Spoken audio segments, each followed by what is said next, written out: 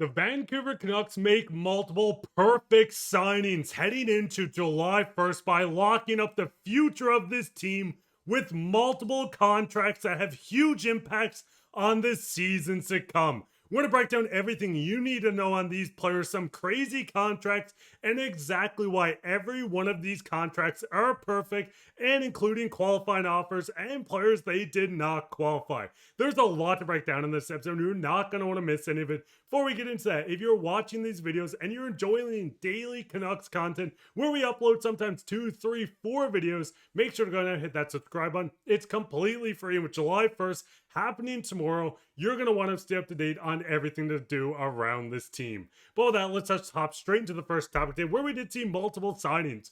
Starting off, we've seen Patrik Allvin and Jim Rutherford give Archie Bains a 2-year contract. Now, with Archie Bains, this contract is very interesting. First off, we know 2-year deals is a bit of Patrik Allvin and Jim Rutherford's style of choice. We've seen them do the same contract with Podkolzin and Höglander. We're seeing it with Bains. We're seeing it with a lot of players. They really enjoy this prove it contract where you get them on a 2-year deal, they prove their worth to stay, and then they get extended going in. Now with Bains, a $775K contract on a 2-year deal, it does get very interesting on the second year of this contract being a one-way. During the first year, a 2-way contract, he can play between Abbotsford and Vancouver, but going into the second year, a one-way contract, it seems poised that Archie is going to join the Vancouver Canucks on a full-time roster, or at least the Canucks are hoping this is what happens with the young Surrey forward. Now, going into Bains a little bit, we know how productive he was. He had stints with the Vancouver Canucks,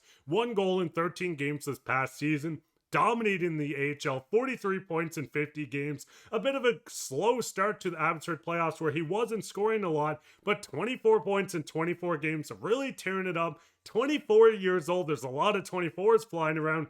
Bains is the perfect example of if you work hard, you get rewarded. We've seen how much Rick Tocchet loved Bains, and listen, Tocchet has gone to Philly, but Adam Foote was a part of this team, and it seemed like every single coaching member and player raved about how hard of a worker Bains was going into even the playoffs this year with Abbotsford, finishing second in the AHL in total scoring, 24 points in 24 games. We're going to touch on a couple guys on this list here soon, but the biggest thing is we know how productive Bains was. We know he got a goal in the NHL.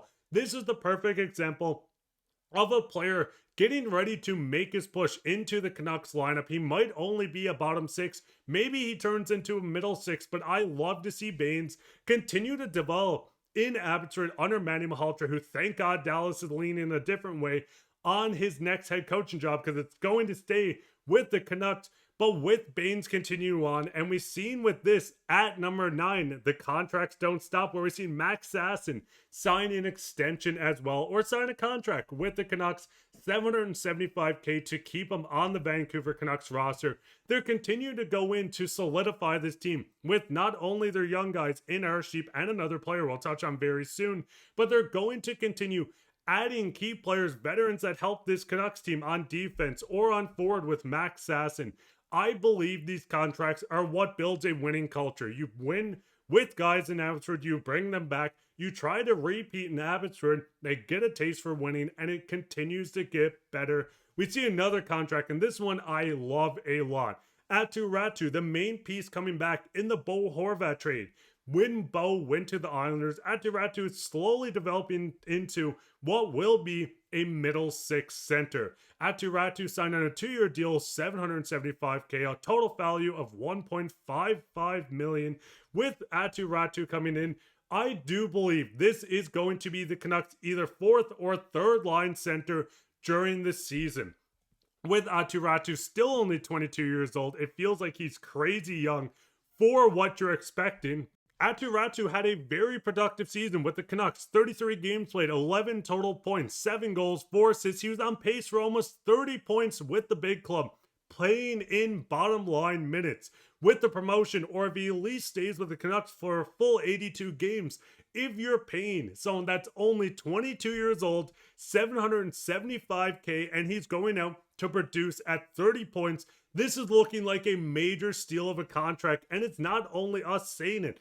Patrik Allvin going into this season has said it was another good step in his development as he continues to learn and grow as a pro. We expect him to have a good summer, come to training camp in September, and be ready to compete for a job in Vancouver. Now, before we get into how Aatu Räty could fit into this Canucks team, how Baines could do so as well, Sass and all these players that are signed, we know the Canucks are continuously trying to make this a deeper team. They're signing their young guys within Abbotsford to stay with this roster. They have a lot of UFAs going into this year where we're going to see Brock Boeser, Pius Suter, Juleson. These guys need to be resigned, and there's a chance that all three do leave. But Patrik Allvin is getting tidy work done on his young players, controlled players, players that they don't want to lose, starting tomorrow, and it started with a lot of key players joining the Canucks. Now, there's a couple qualifying offers and non-qualified offers going out as well. I'm not going to break down everyone in particular, but players that got a qualifying offer, Jet Wu and Tolopilo. There's a couple of guys that did not get a qualifying offer going into July 1st. Colin McWard, Felton, Glover, Nielsen, these guys are set to hit the open market. This is not saying that they won't return, but the Canucks did not want to pay the exact qualifying offer that it would have cost. They could still negotiate with all said players, Jet Wu and Tolopilo most likely coming back, but with the four players below, there's a strong chance they get scooped up by another team in the AHL or NHL if a team wants to take a flyer. It's going to get very interesting on how the Canucks navigate with said players, with their new assigned players, and how they're going to integrate these players into the lineup. Right now, we know with the Canucks, not the deepest team. We've seen Evander Kane join this team, Hedel, DeBrusque. This is all from Puckpedia and their projected line. Joshua, Bluger, Sherwood, O'Connor, Sasson, and Lekramaki. This bottom nine on the Canucks does need to get stronger. We're going into July 1st having to sign players, but there's a lot of players, and Aatu Räty is the perfect example that could jump within this lineup. Right now, I am projecting Aatu Räty to either take over that second or third or fourth line center spot in the bottom six. A young player, as I said, that can join this team, that has put up 30 points if he played a full season, that would be projected points, but has put up 11 points, including 7 goals. He continues to work on his faceoffs. He's continuing to develop. We have not seen the prime of this player, but I do expect Aatu to be a 30 to 40 point player in the years to come, and it could happen as soon as next season. But going into even more of this, Baines is someone that could join this team. If the Canucks go out to move on from someone, to clear up cap space, if they want to move out one of the contracts, Baines is a very good option to jump down into the bottom six. There's still options to Max Sasson to join this. This is not even touching on the defense. Jet Wu might get a shot within the NHL if they continue and qualify and sign Jet Wu. There's so many options on this team, and Patrik Allvin is doing a very good job with what he has. We know with the small cap space, we know OEL is getting paid $4.7 million to play for the Toronto Maple Leafs, but the Canucks are paying on a buyout. Thank you, Jim Benning, once again.